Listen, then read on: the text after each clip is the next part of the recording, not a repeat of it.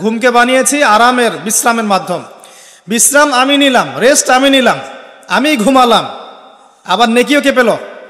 আমি।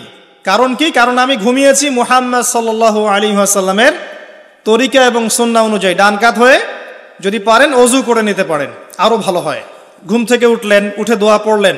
কি দোয়া পড়লেন?